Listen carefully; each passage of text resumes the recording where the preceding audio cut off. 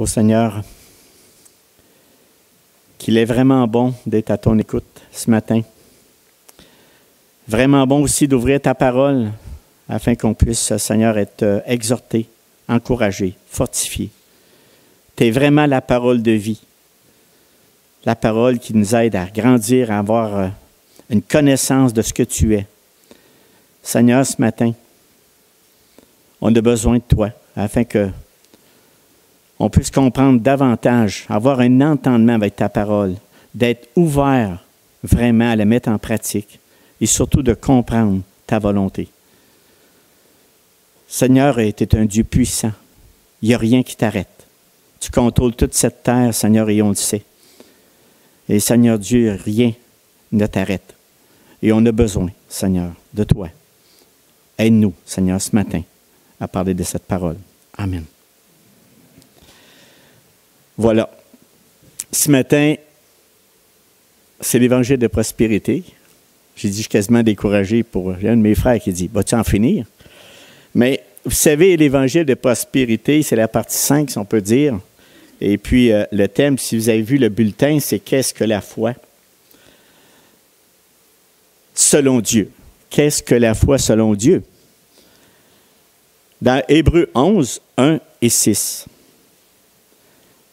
Je vais le lire, juste pour qu'on sache qu'on va en parler. Je vais, à certains moments donnés, je vais peut-être citer le verset, mais à différentes places. Mais aujourd'hui, je veux parler vraiment de ce que c'est pas. Qu'est-ce que c'est pas la foi selon Dieu? J'ai essayé de mettre tout ça ensemble, on va dire, comme Vincent des fois dit, là. Il y a rien, ça ne rentrait pas tout, vous auriez tout été étouffé, puis moi, je n'aurais pas pu rendre justice au sujet. Fait que vraiment, il va y avoir deux parties. C'est vraiment la partie aujourd'hui, on va voir c'est quoi pas la foi selon Dieu. Puis le prochain message, la semaine prochaine, ça ne perdra pas, ça ne rendra pas au bout d'un mois. Ça sera vraiment la foi. Qu'est-ce que la foi selon Dieu? Donc, je vais vous laisser sur votre appétit, mais quand même, on va y arriver avec ça. Lisons ici dans Hébreux 11, 1. Or, la foi est une ferme assurance des choses qu'on espère, une démonstration de celles qu'on ne voit pas. Et au verset 6, or, sans la foi, il est impossible de lui être agréable, car il faut que celui qui s'approche de Dieu croit que Dieu existe et qu'il est le rémunérateur de ceux qui le cherchent. Vous savez, ces deux versets ils paraissent bien simples. Ça paraît simple à première vue. Tu lis ça, tu dis, moi je comprends ça, il n'y a pas de problème. Mais je vais vous dire que plus vous allez voir, au fur et à mesure qu'on va en parler, même pour moi, ça m'a encore davantage renforcé dans la parole, ça m'a davantage fortifié dans la foi selon Dieu. Les 4 derniers messages, on va débuter par ça, 4 derniers messages qu'on a fait, c'est sur la prospérité, l'évangile de prospérité, c'est le point de base pour reconnaître, premièrement, c'est mon premier message, pour reconnaître les prédicateurs d'évangile de prospérité, ils présentent un petit Dieu. Ils ne prêchent pas le véritable besoin de l'homme. Ils vident l'évangile de sa puissance et dépossèdent Dieu de sa gloire. Ça, c'était le premier message. Le deuxième, on avait semé et moissonné. Ce qu'un homme aura semé, il le moissonnera aussi. On parlait surtout de l'argent. Là, on ne peut pas en parler, puis je ne touche même pas le sujet, mais n'importe quel temps vous voulez voir ces messages-là, ils sont tous sur Internet, sur notre site Internet, puis il faut aller les voir. Parce que ça va donner tout un tout. C'est sûr qu'il y a des choses que je répète, mais aujourd'hui, on parle de la foi. Un autre item que vraiment l'Évangile de prospérité utilise à tort, et c'est ça que je veux vous parler ce matin. Le troisième était sur la santé et la guérison. Tout le monde veut vivre en santé et être guéri. On a parlé de ça. Et le quatrième message, c'était la maladie et la victoire dans l'œuvre expiatoire de Christ. Que même dans la maladie, Christ travaille en nous. Puis il nous amène là où ce qui vraiment nous a déterminé notre place, la place qu'il nous a réservée. Donc, il m'en reste 3 messages sur l'évangile de prospérité. La foi selon Dieu, il va en avoir 2. Aujourd'hui, on parle de ça, comme j'ai dit tantôt. Et le dernier, ça va être la prière avec les promesses de Dieu. Donc, aujourd'hui, on étudie qu'est-ce que selon, ça veut dire ce qui n'est pas la foi selon Dieu, et je vais vous expliquer au fur et à mesure. Les prédicateurs d'évangile de prospérité sont toujours basés sur le moi. Quand vous écoutez des messages, qu'importe où vous allez, je vais aller plus en profondeur tantôt. L'objectif du message ce matin, c'est de les reconnaître, d'être sensible. Oui, mais là, il dit, oui, mais on a l'Esprit Saint. Oui, c'est vrai, effectivement. Mais je peux vous dire, avec l'expérience de vie, de tous les messages que j'ai écoutés dans ma vie, il y en a des très subtils. Subtils au point que tu ne comprends pas vraiment la vraie foi selon Dieu. Tu ne la saisis pas, tu te patauges, tu t'en vas à gauche, à droite. Puis là, tu cherches, tu dis, où est Dieu? Donc, quand on commence à centrer le moi, quand l'homme est centré au lieu de Dieu, ça ne va pas bien. Donc, c'est basé et centré sur le moi, sur les besoins physiques de l'être humain. Hey, on aime tout ça, nous autres? Nos besoins, on en a-tu? Énormément. Et il confirme parfaitement que nous sommes des créatures de Dieu. On n'a pas à se tromper. Que c'est Dieu qui nous a créés et qu'il est là pour nous bénir toute notre vie sur cette terre, en argent, en santé, à aucune maladie, aucune épreuve. À partir de là, ben là, c'est pas Dieu ce que je parle, là. À partir de là, il dit, ce n'est plus l'affaire de Dieu, car il est totalement passif de nos vies. Il n'y a pas d'action, il n'y a pas de communion, il est passif. C'est une boîte distributrice. Tu te sais, tu dis, bon, OK.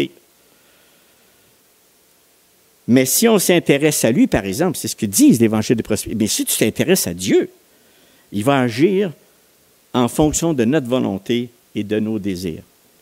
Quand tu entends quelque chose comme ça, là, ça sonne croche. Ça ne va pas bien. Mais là, il dit, pour être sûr qu'on vous comprenez bien, il dit, mais attention, vous devez avoir la foi en ce Dieu. Et il vous donnera toutes choses. Argent, prospérité, santé, pas de maladie, succès. Puis là, il vous rassure en vous disant, regarde bien ce que la parole de Dieu dit et vous verrez bien que je vous dis la vérité. Regardez-moi. Même, ils prennent leur exemple. Hey, moi, je suis dans l'opulence, j'ai de l'argent en masse, je suis millionnaire, mais regardez bien ce que Dieu a fait avec moi. Mais je vais aller un peu plus loin. Si vous n'avez pas toutes ces choses désirées, c'est parce que vous n'avez pas assez de foi. C'est-tu un coup de marteau sur le front, ça? Vous n'avez pas assez de foi pour obtenir tout ce que vous voulez, parce qu'il se réfère toujours à lui. Car regardez-moi, vous voyez bien que ça marche. Et puis là, ils vont vous lire le verset typiquement utilisé que je viens de lire. Exactement. Ils vont lire le Hébreux 11, 1 et 6. Moi, ma question ce matin, est-ce qu'on comprend vraiment ces deux versets? Est-ce que vraiment c'est profond dans notre cœur? Avec les années, je pensais justement en réfléchissant à tout ça, ce message sur la foi, j'en ai parlé le 23 janvier 2011. J'ai fait sourire Vincent ce matin, mais c'est vrai. J'ai regardé mes notes et je vous ai parlé de la foi qui sauve le 23 janvier 2011. Puis, j'avais fini avec Charles Spurgeon. Vous en souvenez-vous? Je voulais faire le punch. Regardez-moi! Regardez à moi! Il a saisi. Le prédicateur, c'était même pas le ministre qui était là, c'était le bedeau, je ne sais pas quoi. C'était un ancien qui est arrivé, puis il va remplacer directement le pasteur, puis il avait dit tout simplement ces mots-là, puis je l'avais dit plusieurs fois, regardez à moi. Mais il ne parlait pas à lui, regardez à moi. Il parlait de Christ. Regarde à lui, regarde à lui. Charles Spurgeon s'est converti cette fois-là, parce qu'il a compris qu'il fallait qu'il regarde à lui, vraiment. Puis Vincent, il en a parlé le 27 novembre, Vincent m'a trompé de jour. C'est 27 novembre 2016, notre frère Vincent a parlé de la foi vivante. Vous savez, moi, ça fait 9 ans, et puis notre frère se fait que, puis moi, je vois déjà pour moi une différence. Je ne vous ai pas dit des niaiseries en parlant de la foi, là. J'ai dit la vérité. Mais j'ai remarqué dans mes propres notes la profondeur que Dieu fait avec nous chaque jour. C'est vraiment la foi qui sauve. C'est vraiment la foi selon Dieu. Il n'y en a pas d'autre manière. Pour ceux qui se disent ce matin, « Oh non, pas un message sur la foi selon Dieu. » Moi, je n'ai pas besoin de ça. Je sais exactement ce qu'il va dire. Si dans votre cœur, vous dites ça, vous dites, écoutez jusqu'à la fin. Parce que c'est des choses importantes, mes frères. Ce n'est pas parce que je veux donner de l'importance à ma personne. C'est parce que c'est tellement, tellement important. La foi, c'est la base. C'est la base du salut. Pas de foi. Oubliez ça. On va en nulle part. Pour tous les chrétiens et tous ceux qui cherchent sérieusement Dieu, c'est un sujet extrêmement important à comprendre et à réaliser, pas seulement une journée, mais tous les jours de notre vie jusqu'à notre mort. Je ne sais même pas ce que je vais...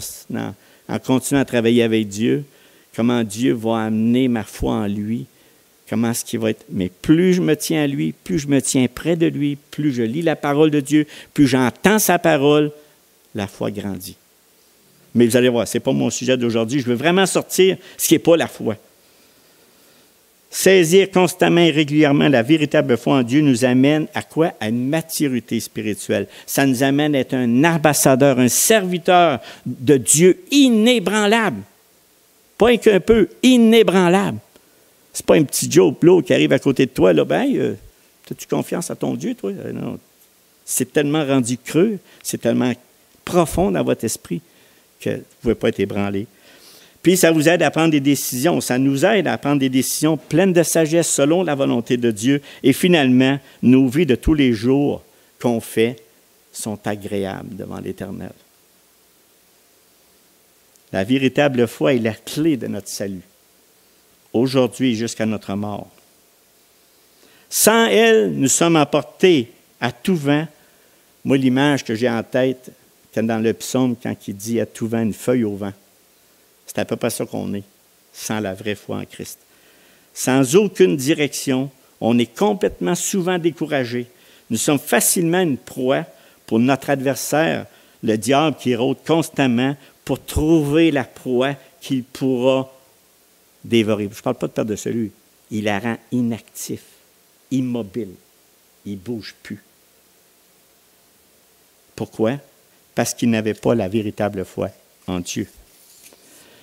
Et c'est pourquoi qu'un Pierre 5, 8, 9, il dit « Soyez sobre, veillez, votre adversaire le diable rôde comme un lion rugissant, cherchant qui il dévorera. Résistez-lui avec une foi ferme pour que les mêmes souffrances soient imposées à vos frères dans le monde. » Avoir une pleine connaissance de ce qu'elle est la véritable foi selon Dieu est une vérité essentielle pour, l'exemple, puis je m'arrête, ancrer. Vous savez ce que ça fait une ancre? Ancrer. Tu sais, tu vas ancrer ton bateau, tu prends la rive, tu l'ancres. Ça ancre pour ancrer le véritable croyant à Jésus-Christ, notre Sauveur. C'est ça que ça fait, la véritable foi. Maintenant, parle-nous de cette foi, c'est ça que vous allez me dire. Mais, avant, pourquoi c'est si important que je vous parle de ce qui n'est pas de la foi selon Dieu? Parce qu'aujourd'hui, mes frères et sœurs, il y a tellement de choses sur Internet. Autant où il y a de choses qui sont exactement selon la volonté de Dieu, autant qu'il y en a qui sont contre la volonté de Dieu.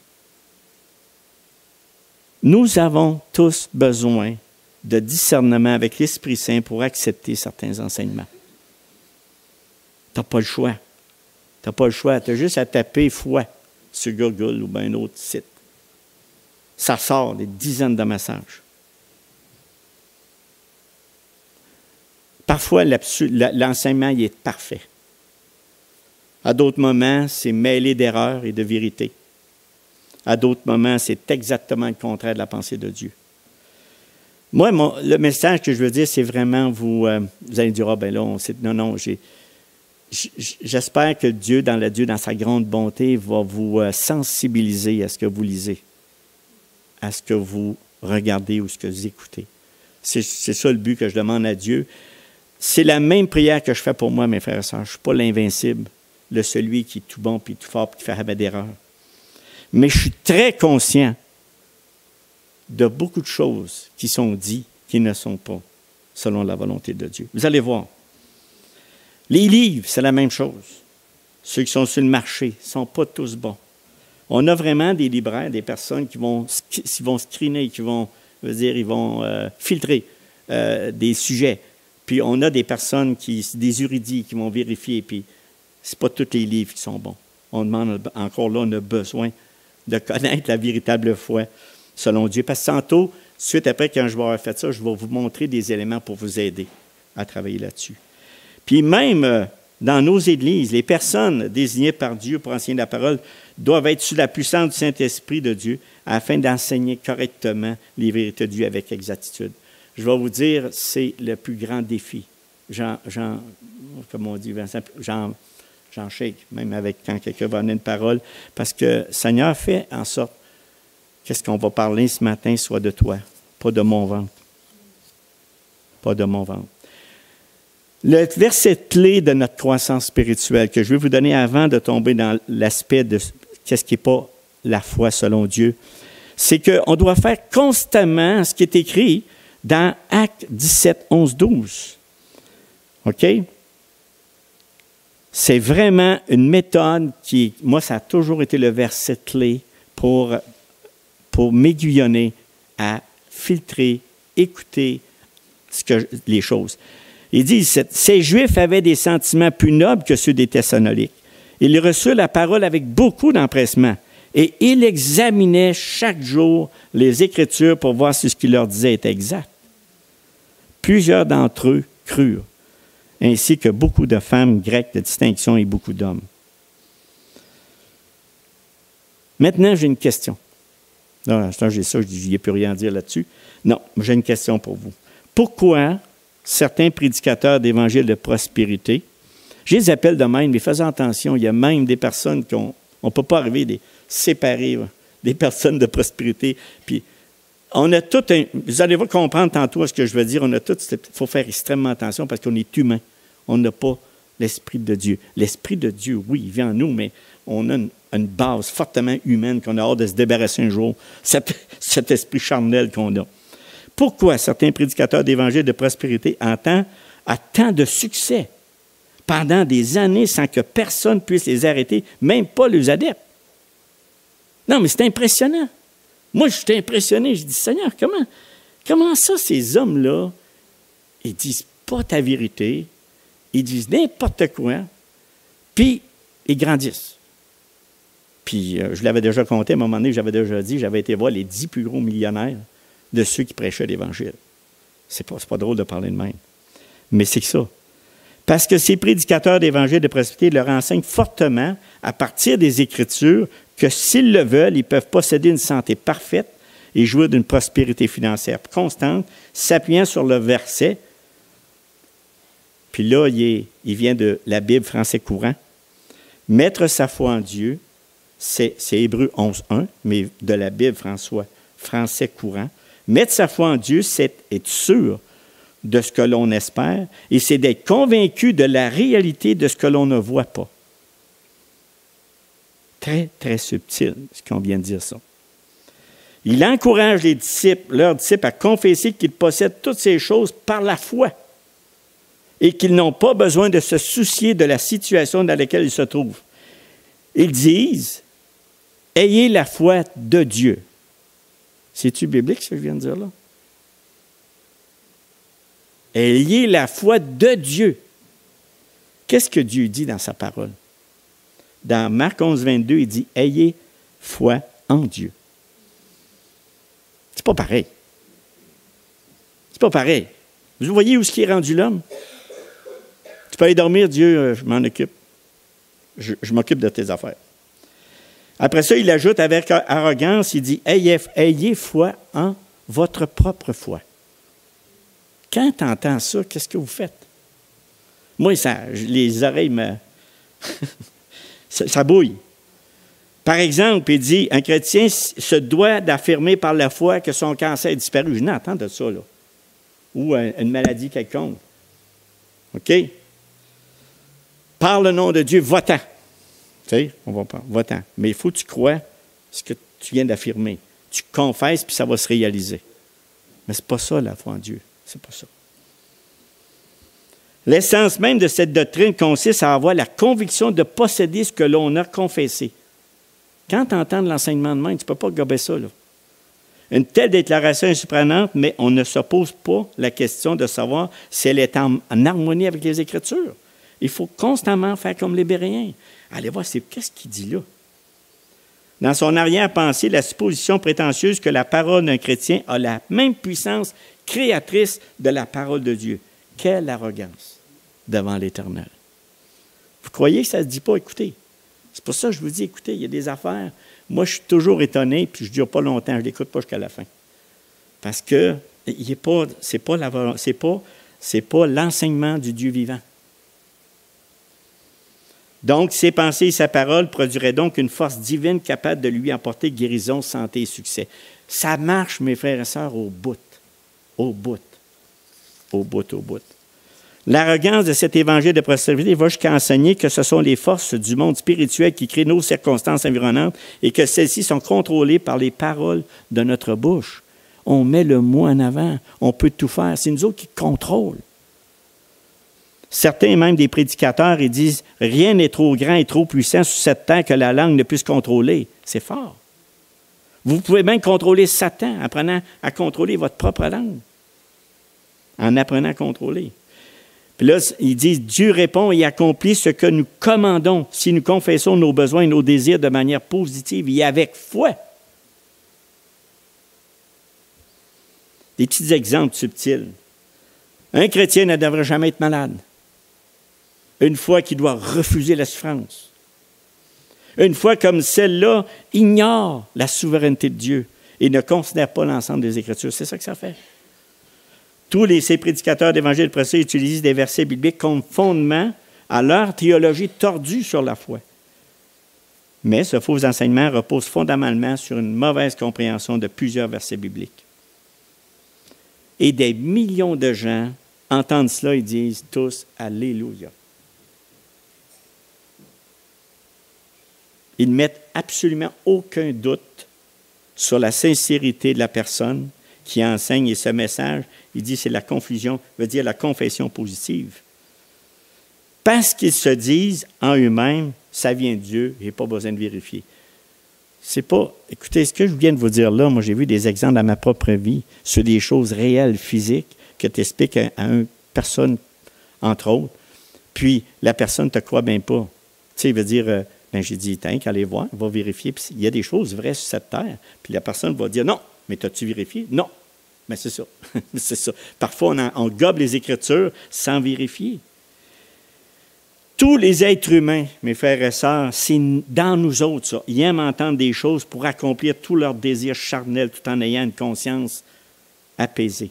Ça apaise de conscience, puis en même temps, ils se sentent bien là-dedans parce qu'il a dit ce qu'ils voulaient entendre.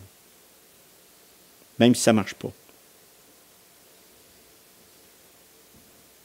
C'est une foi. La foi qui est développée dans cet enseignement n'est pas de la vraie foi en Dieu, mais plutôt une foi en soi-même. Donc, les enseignements donnés encouragent l'homme à se voir comme étant le maître, le propre maître de sa destinée. Quand tu entends quelque chose qui te dit que toi, tu as ta destinée en main, puis que tu peux décider ce que tu veux, c'est ça que Dieu veut pour toi, ça ne colle pas. Ça ne colle pas.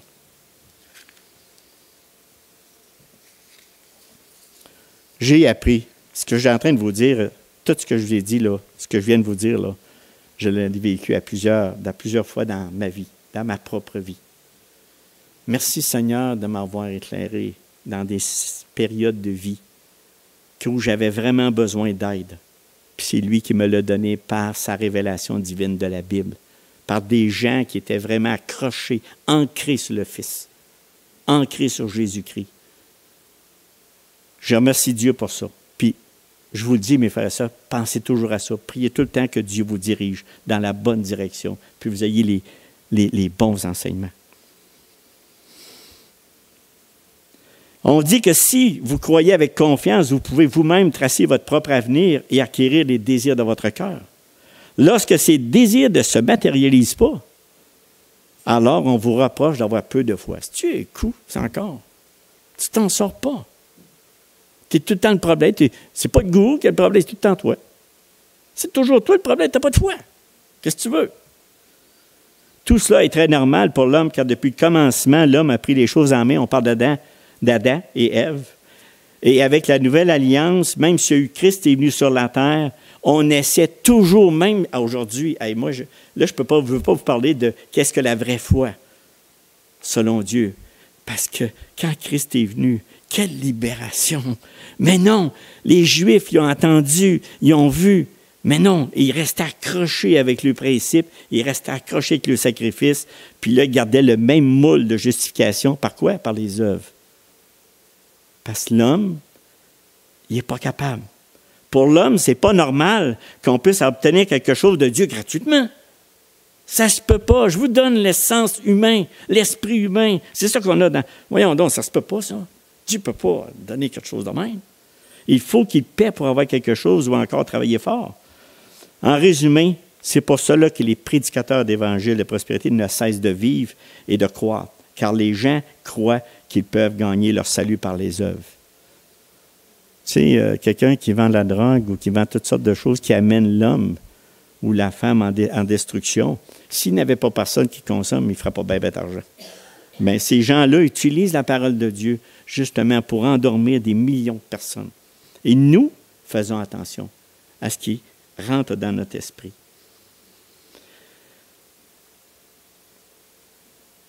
Il n'y a rien de nouveau sur le soleil. Rien de nouveau.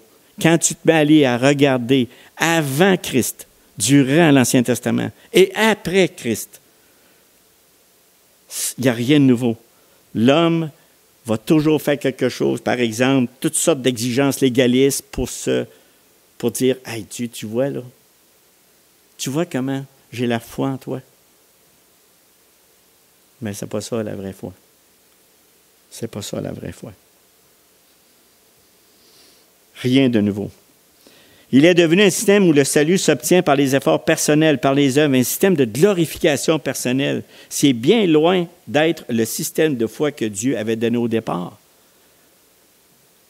La foi que Dieu nous a donnée au départ, la vraie foi, c'est une foi de libération. Ah, t'es léger.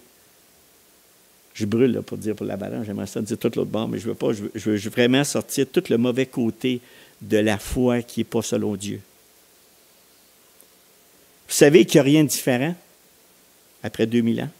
On est encore pareil. Nous sommes encore des êtres idolâtres. Ça prend absolument la véritable foi selon Dieu afin de lui être pleinement agréable. Et ça, je vous dis, on va le voir la semaine prochaine. C'est pour ça que je dis, je brûle. J'aimerais partir de l'autre bord puis vous encourager. Je ne veux pas vous décourager avec ça. Ce n'est pas ça le but. C'est parce que je veux vraiment donner, puis on arrive, là, je veux juste exposer le genre, le but que le prédicateur d'Évangile.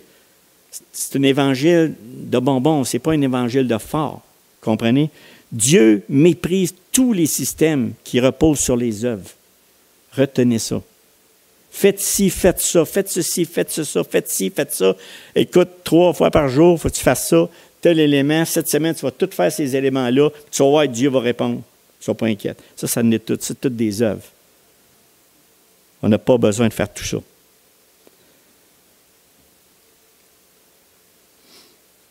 Cette vérité-là que je viens de vous dire, c'est complètement l'opposé de l'esprit humain, c'est-à-dire la vraie foi selon Dieu.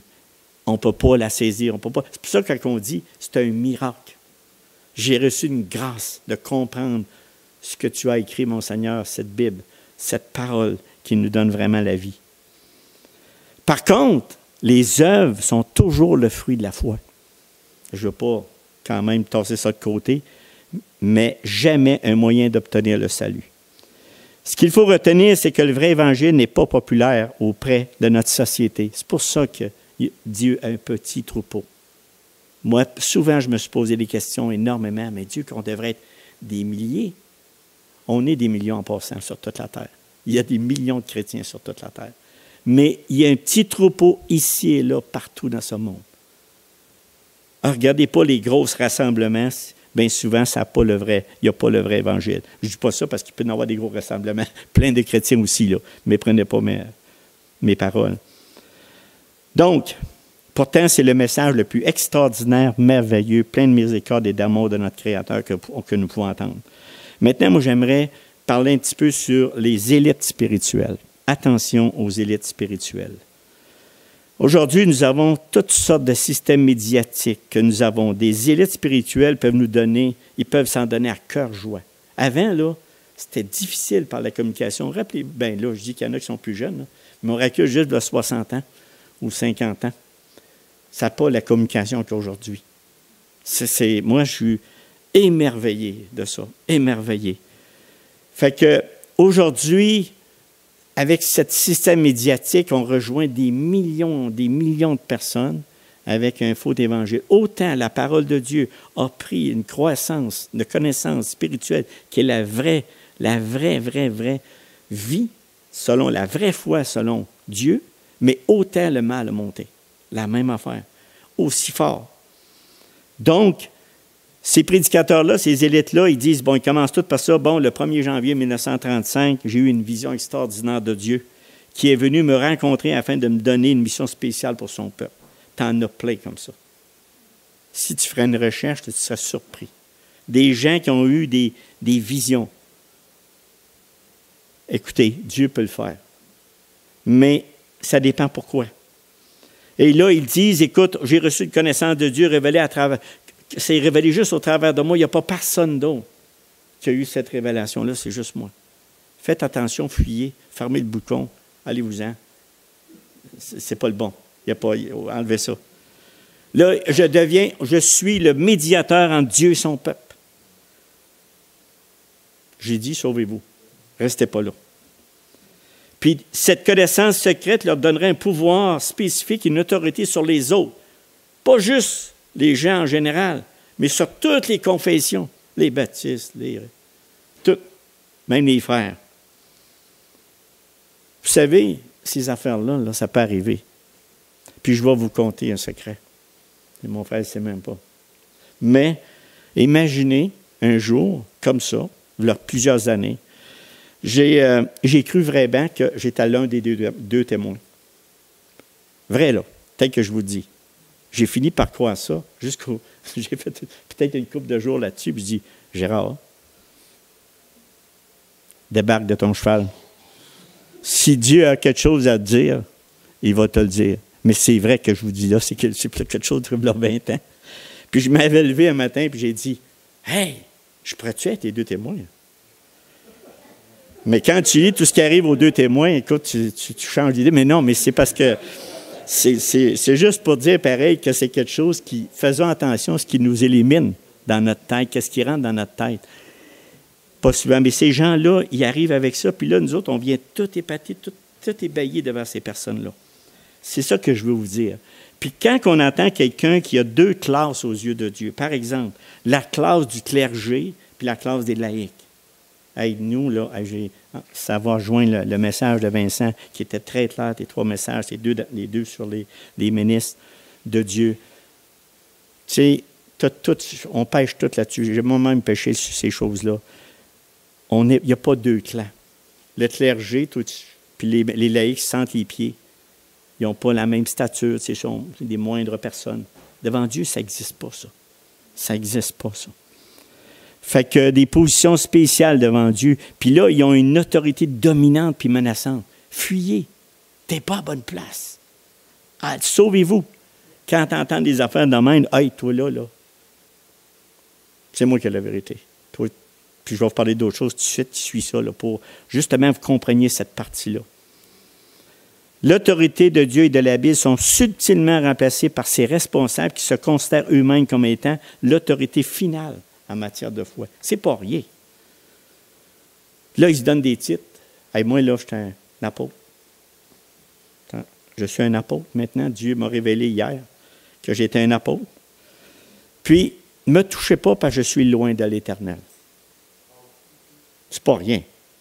C'est pas rien. Je suis loin de l'Éternel. Ne me touchez pas.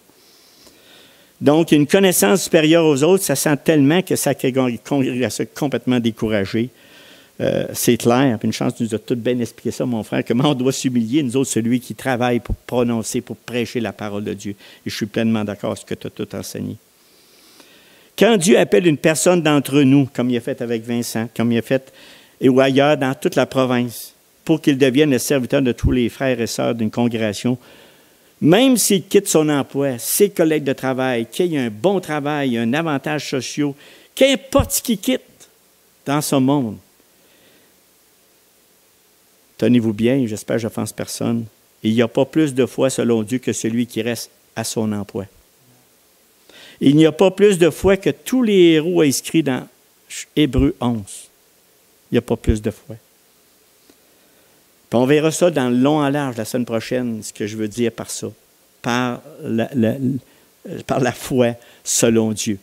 Je vous dirai, mais il n'y a pas plus de foi. Parce que des fois, on donne un éloge à ces personnes-là.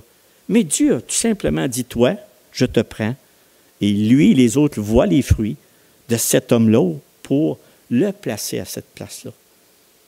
Quand l'homme se place lui-même, là, c'est Dieu qui doit placer quelqu'un.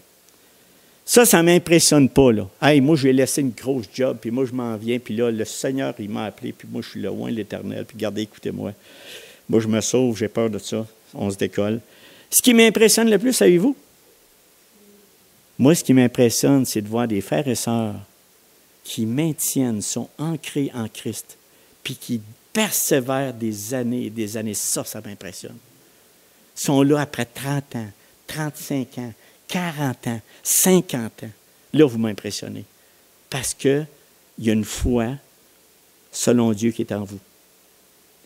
Vous passez au travers de toutes les persécutions, les affaires dans les églises qui nous blessent, des affaires qui nous rentrent dedans, mais vous ne lâchez jamais. Vous maintenez le fort. Il y en a, je sais, vous avez des blessures, j'en ai eu moi-même. Par tout le monde, ceux que ça fait des années sont dans les églises, ils ont toutes des blessures. Mais vous restez ferme, ancrés au Christ. Quelle belle, moi, c'est ça que je brûle là, pour l'autre partie, mais là, il faut que je dise tout ce que j'ai à dire là, parce que c'est ça qui m'impressionne. Donc, ça ne m'impressionne pas des personnes là, qui parlent de la tribu d'Enoch, qui sont vraiment éloquents. Il y a des personnes qui peuvent endormir qui veut. Faisons attention, mes frères et sœurs. Soyons éveillés. Et on est tous égaux, tous des sacrificateurs du Dieu vivant. Tous égaux. Pas des petits puis des gros. Bien, il y en a, oui, physiquement, mais pas en connaissance, je parle. Bon, par exemple, quand un chrétien qui ne reçoit pas des bénédictions financières ou une guérison physique promise, il le culpabilise. C'est toujours le même principe. Lui fait comprendre qu'il n'a pas de foi suffisante pour obtenir ce qu'il a pourtant demandé. Il dit, hey, j'ai prié pour toi. Puis des semaines et des semaines. Oui, mais Seigneur, ça m'a... Au lieu d'être honnête, il dit, oui, c'est parce que tu n'as pas de foi. Je le répète parce que mes frères, mes sœurs, c'est tellement dur à gober. Ça fait tellement mal au corps du Christ. Puis il aggrave sa culpabilité, puis il n'arrête pas, il dit, si c'est pas ça, c'est parce que tu as un péché dans ta vie. Ou c'est d'autres choses. Tout le temps, lui, il n'a jamais de problème, lui. Lui, il n'a pas, lui. Le leader, là, celui qui prêche justement, celui que je parle du prédicateur d'évangile qui n'enseigne pas la vraie parole de Dieu, lui, il n'a jamais de problème, lui. C'est les autres qui en ont. Lui, il n'en a pas. Fuyez, mes frères et sœurs, quand vous voyez une personne de même. Donc, est-ce vraiment cela la véritable foi selon Dieu? Non. Maintenant, il y a une autre chose que j'aimerais partager avant de vous donner, puis je veux les donner, peut-être ça va être en rafale. Il y a au moins 10 éléments, mais ce n'est pas 10 éléments de 5 minutes chaque, mais c'est des éléments qui vont vous aider à discerner ce qui n'est pas de Dieu, ce qui n'est pas la foi selon Dieu. OK? Donc, c'est l'abstraction de notre raisonnement. C'est que les autres, ils disent, écoute, c'est comme s'ils diraient, m'a résumé ça. C'est comme ils diraient, toi, tu n'as pas le droit de raisonner. Oui, mais regarde, moi, je viens de lire l'Écriture. Tu sais, hey, mon frère, je viens de lire l'Écriture ici, là, puis ça dit ça. Et... Non, écoute bien. Mais ce que tu disais tantôt, c'était pas ça, là, parce que moi, je lis ça dans l'Écriture ici. Puis c'est vraiment pas ce que tu enseignes. Hey, écoute bien. C'est parce que tu ne comprends rien. Oui, mais là, quoi, moi, je ne peux pas... Tu comprends? Ça, on appelle ça abstraction de notre raisonnement. C'est un autre facteur qui vous dit qui est devant toi, qui t'enseigne, qui te dit la parole. Moi, je pourrais gober ça, là. Si je dis, puis je vois, puis notre frère, il l'a expliqué, hein, vous voyez l'état de notre frère, Vincent. Il l'a expliqué très bien. C'est un homme enseignable. C'est un homme qui est capable de dire, hey, mon frère, as-tu quelque chose ici?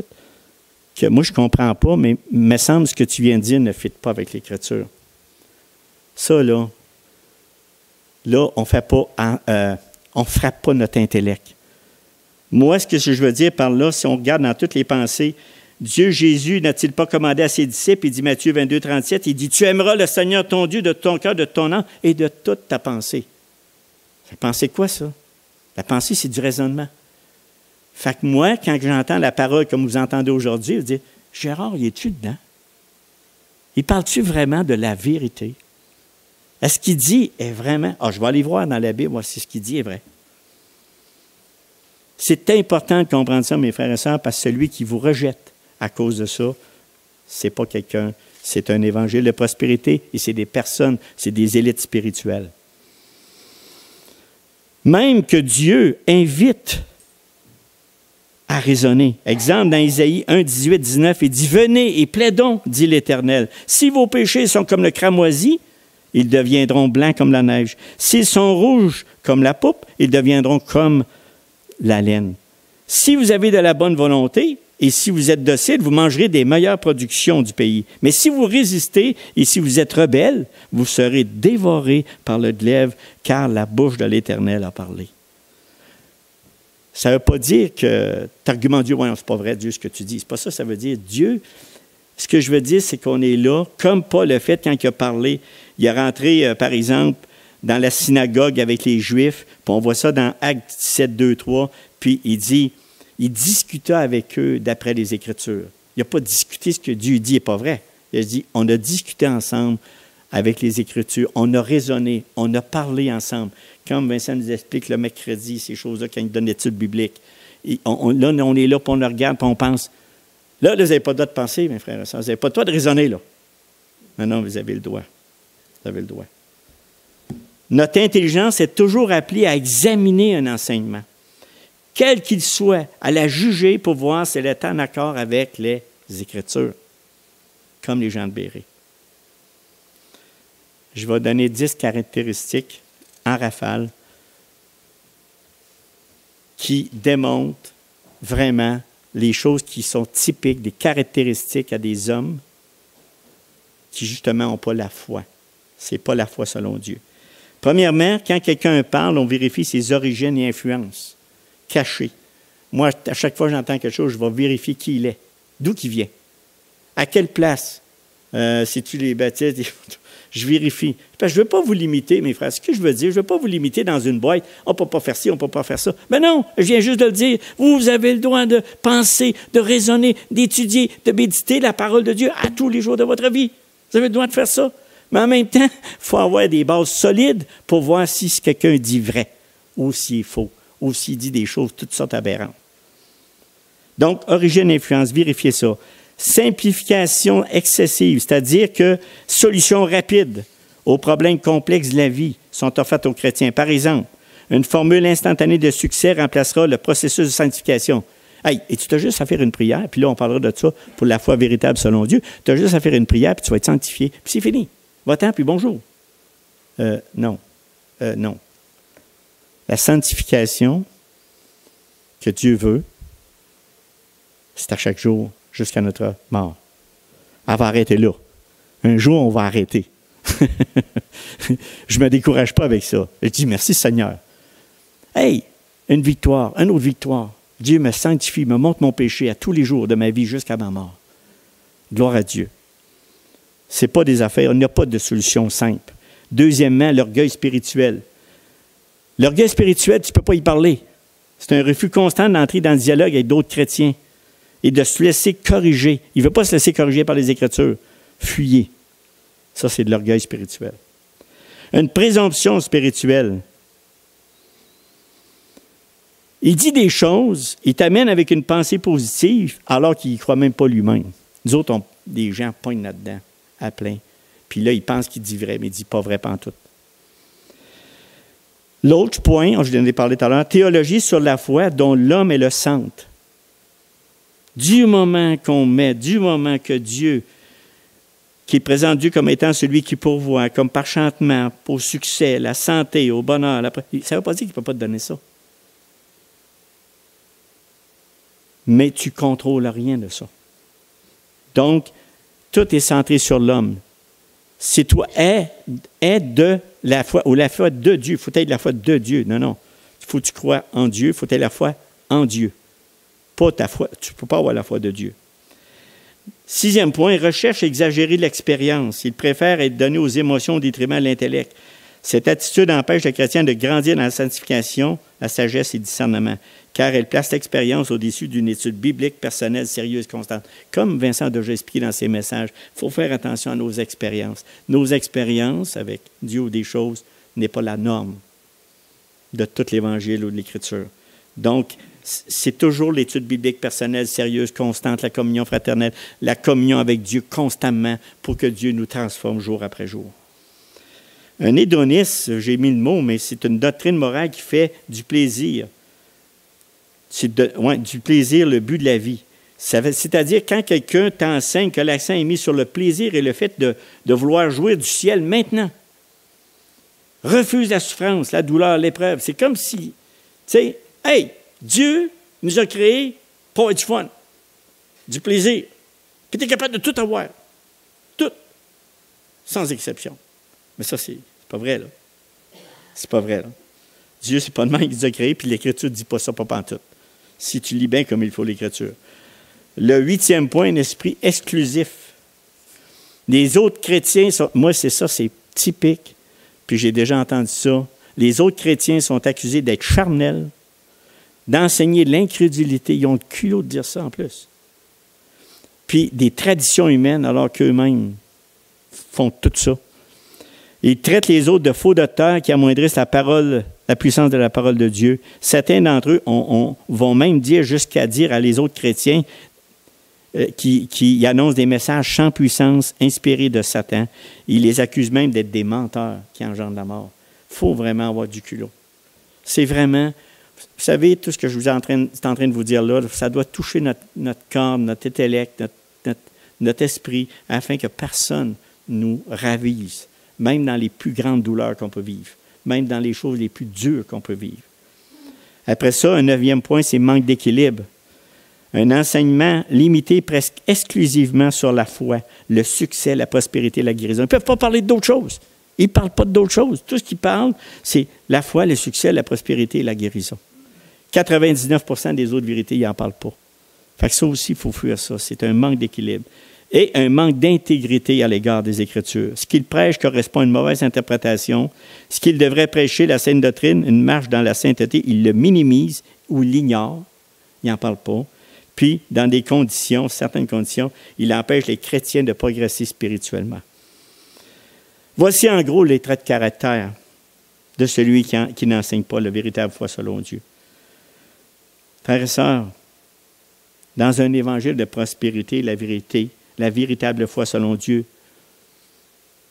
ça n'existe pas dans l'évangile de prospérité. Les personnes qui utilisent à tort, tôt ou tard, les millions de personnes la prennent tragiquement à leurs dépens. Il y en a qui sont ruinés en finances. Moi, je pense à toutes sortes de sectes là, qui existent. Là. C'est incroyable, des sectes. Il y en a plein, mes frères et sœurs, il y en a plein. Des guérisons non obtenues, des déceptions profondes, même des suicides, même toutes sortes de choses qui sont arrivées parce que ces choses-là ne se sont jamais réalisées. Jamais. Esprit de culpabilité constante devant Dieu alors qu'on devrait avoir la paix, la tranquillité, chose qu'on va parler la semaine prochaine, la tranquillité d'esprit. Une foi, là je n'ai pas encore parlé de cette foi selon Dieu, mais cette foi selon Dieu, c'est incroyable. Pour l'avoir vécu, je peux vous le dire.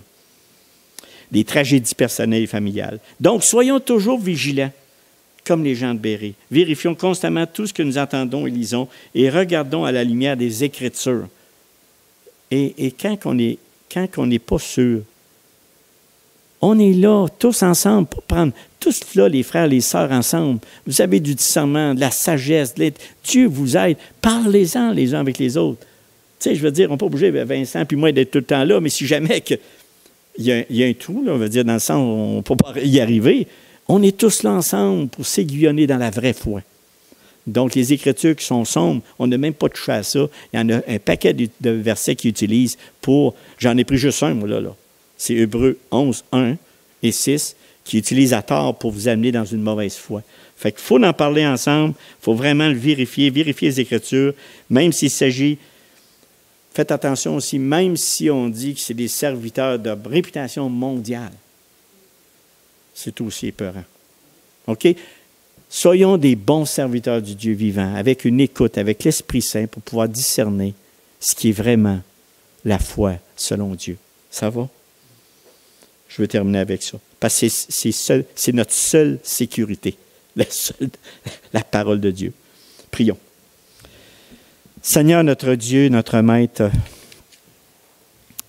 parfois ces sujets-là qu'on vient de parler, ça donne une lueur, mettons, pas positive dans le fond. Mais en même temps, on a tellement besoin de connaître ces choses, de comment de fois, Seigneur Dieu, j'ai été pris dans cette situation-là. Des éléments où j'entendais, que j'ai pu voir ou pu lire. Puis, Seigneur, par ton Esprit Saint, par mes frères et sœurs, par les érudits de la parole qui connaissent bien ta parole, j'ai pu grandir dans la foi selon Dieu. Seigneur, merci pour ces personnes que tu as mis là en place.